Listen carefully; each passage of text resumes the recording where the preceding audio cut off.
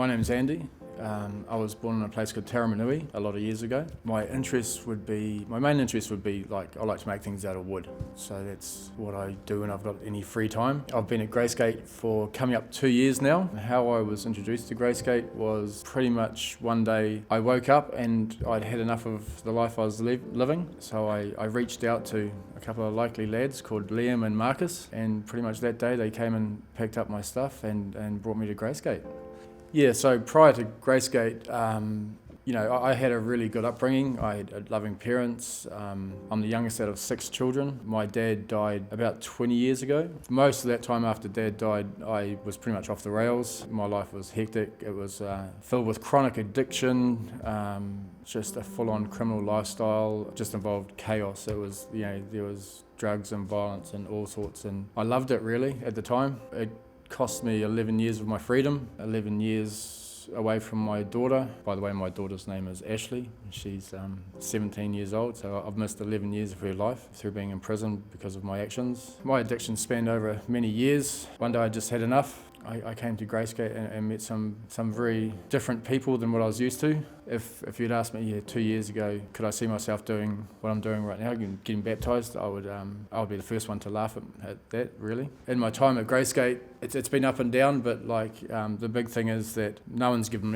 up on me here. And I think it was 2 weeks ago, it had been 3 years since I've been to jail, which is the longest time I've been free for many years. Obviously 2 years of that has been with Greysgate, so that's saying something. Whilst at Greysgate, I've met so many incredible people, from Jordan, Rob, Carissa, Nadine, who thanks to Nadine I have my current job, Wes, who's been a great help, and we've had many talks about my faith and where that's heading. He's helped me understand a few things, or a lot actually. Then there's Glennie, who I owe so much to, and Glennie's always got some inspirational and encouraging words for me when I've needed them, so I'm very grateful to her. Mr. J. Ray, old John. I don't know where to start with John. John's been a big part of my life the last 2 years, and I owe a lot to him.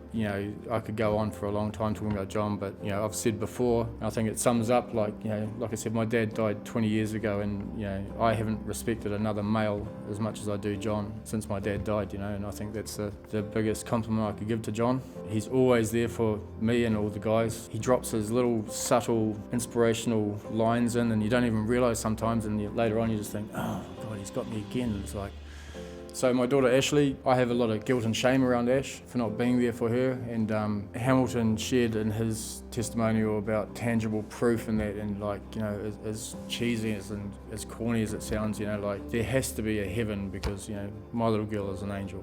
She is definitely a gift. She keeps me going most of the time, and I never want to let her down again. And a big part of wanting to make this serious change in my life is for my daughter, and I want her to have a dad that she can be proud of and that she can look up to and depend on. For the first time in a lot of years, she told me what time to be at Christmas breakfast. The big thing is that normally she asks me if I'm going to be around. So now she knows I'm going to be here. That broke my heart actually when she said that. So, but yeah, that's enough of that. So, growing up, faith wasn't something that I was brought up with. I've shared before on stage that I was put off religion as such because I've seen a lot of people using it in jail to manipulate things, and it really sort of put me off. But I've actually come to realise that I use that as an excuse to not explore things. So yeah, as of today, I'm leaving that life and all my associates and all that was associated with that life behind me. It hasn't served me well, and it's got no place in my life now. The whole 1 foot in, 1 foot out saying applied to me perfectly, but now it's 2 feet in. I've realised that I've done everything to this point thinking I know what's best and that Andy knows everything, whereas there's a couple of things I don't know. I'm handing my wool over to God. I'm acknowledging that there is a God. Basically, I need that God to help me in a future that is going to be more productive, and it's going to be more wholesome, and it's just going to be a better life, I feel. And leaving that old life behind me, I need to fill it with something else. Exploring my faith and strengthening my faith is what I feel is important to me now, and what I intend to fill that space with. Today I'm choosing to get baptised for many reasons. One is to acknowledge that Jesus exists, that he exists in my life, and that after everything that I've done in my life, he still cares about me. It is about a relationship with Jesus or building a relationship with Jesus rather than a religion. And it is the start of a journey for me. I have a lot to learn. I'm prepared to take in that knowledge and move forward in a very productive way. And today I'm willing to accept Jesus into my life.